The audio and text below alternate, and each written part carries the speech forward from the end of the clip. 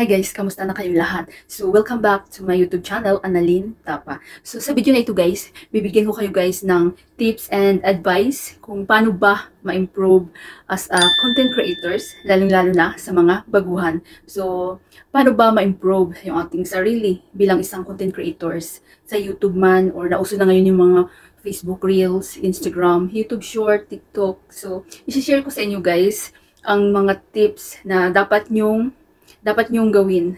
So, bibigyan ko kayo guys ng tips and advice kung paano ba ma-improve yung inyong sarili bilang isang content creators. So, base ito guys sa aking experience. So, number 1, practice. So, mag-practice lang kayo guys na mag-practice. Panoorin nyo yung video nyo na in-upload. Ipalagay nyo na kayo yung viewer. So, kaya nyo bang panoorin yung video nyo hanggang matapos? May entertain ba kayo sa video, yung sarili yung video, na if ever na kayo yung viewer, isa kayo sa mga viewer. So, itong ginagawa ko guys, pagkatapos kong i-upload yung aking videos, lalo na guys, nung nag-start pa lang ako sa pag-vlog, sa pagiging isang content creator. So, nag-start ako sa YouTube.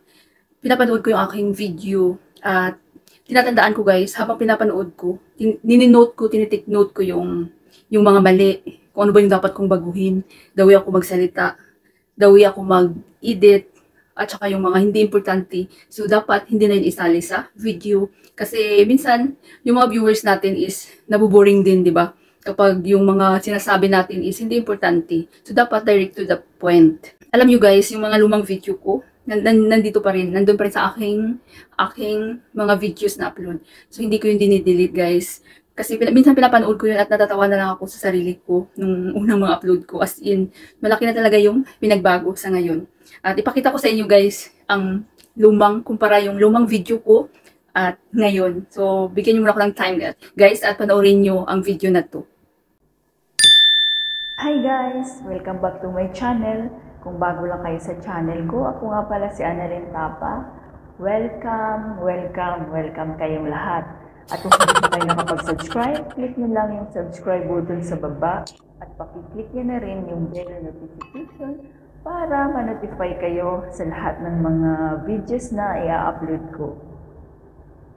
Sana nasa mabuti kayong kalagayan guys, kung saang sulok man kayo ng mundo, lalong-lalo na ngayong panahon ito, pandemic.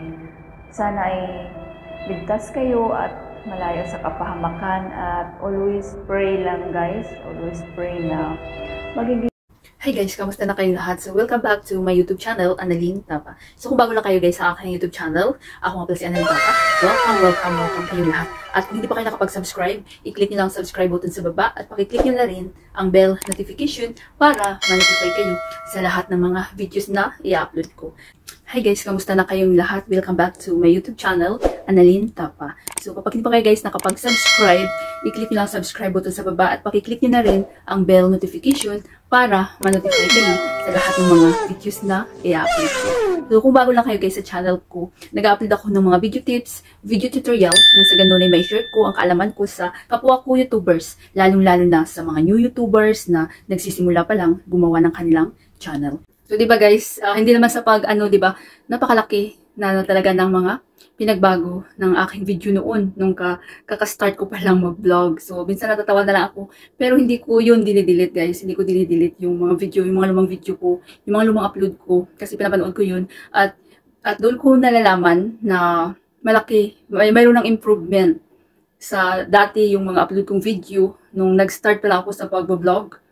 At ngayon, kinukumpara ko ngayon. So, nagpapasalamat ako at mayroon na talagang improvement. At dahil dun, at ang ginawa ko yun guys, para ma-improve yung aking sarili bilang isang content creator is practice.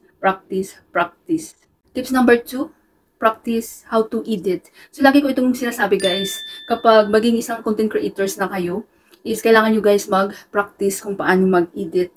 Dati guys, wala rin akong kaalam-alam kung paano mag-edit. Pero practice lang kayo ng practice. Manood kayo ng mga video about sa editing, kung paano ba mag-edit ng mga videos. Kasi napakahalaga guys, bilang isang content creator, na marunong kayo mag-edit. At kapag mag-practice kayo guys mag-edit, matutunan nyo yan guys, napakadali lang. Kasi ako dati, as in zero, wala akong kaalam-alam sa editing. Pero kapag wala akong ginagawa, porsigido talaga ako matuto.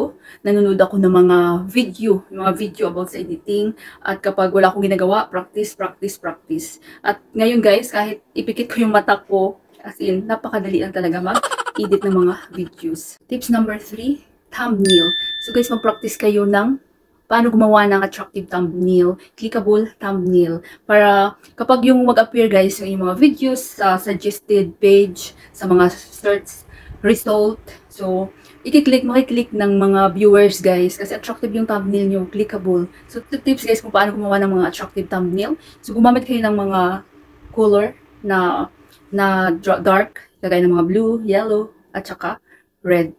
At saka dapat guys, may brand din yung thumbnail nyo. Di ba kung napapansin nyo sa akin, yung aking mga thumbnail is pari-pareho lang, uniform. Yung color na ginagamit ko, yellow, red, green. Para kapag mag-appear yung mga videos nyo sa mga recommended page, at yung mga viewers nyo hindi pa nakapag-subscribe sa inyo or nakapag-follow, so ma-recognize nila na ito pala yung pinapanood kong creators, si Annalyn Tapa. So i-click nila yung video nyo. Kaya dapat napakahalaga guys na mag-practice din kayo guys gumawa ng mga attractive thumbnail at saka clickable thumbnail. So napakadali lang guys. Sa akin guys, ang ginagamit ko is always mobile lang. Mobile pa rin yung ginagamit ko sa paggawa ng thumbnail at sa pag-i-edit. Mobile. Android guys. So depende lang yan kung ano yung paraan nyo. Pagandahin nyo. May mga video tutorial ako yan kung paano gumawa ng thumbnail at saka sa CapCut apps. The last one, don't worry. Huwag kayong mag-worry guys kung ano yung sasabihin ng ibang tao. So lagi kong sinasabi sa inyo, as long as masaya kayo sa ginagawa nyo, ipagpatuloy nyo yan. As long as wala kayong inaapakan na ibang tao. So ang mga tao talaga guys, ibang tao, kapag nag-worry kayo na, ay baka ano kaya sabihin ng mga kaklase ko dati, nag-vlog na ako ngayon, ano kaya sabihin ng mga katrabaho ko, ano kaya sabihin ng iba kong relatives, iba kong friends na nag-vlog ako. So, wag kayong mag-worry. Huwag kayong mag-worry kung ano yung sasabihin ng ibang tao. Basta enjoy kayo sa ginagawa nyo. Wala kayong inapakan na tao, na ibang tao. Kasi guys, wala naman silang inaambag sa atin, di ba? So, don't worry. Ignore nyo lang yan, yung mga bashers, yung mga nanira sa inyo, yung nagda-down na, ay, bakit ka gumawa ng mga ganito, yung hindi nagsusupport. So, hayaan nyo sila guys, kasi may gagawin man tayo o wala, may masasabi talaga yung ibang tao. Kasi the more na isipin natin kung ano yung sasabihin ng ibang tao, so parang mawalan tayo guys ng confident, di ba? At mawalan tayo ng gana sa ating gagawin. So wag niyong i-worry kung ano man yung sasabihin ng ibang tao. Focus lang sa inyong goal and always be happy, be positive, always good vibes, avoid negativity. Good luck!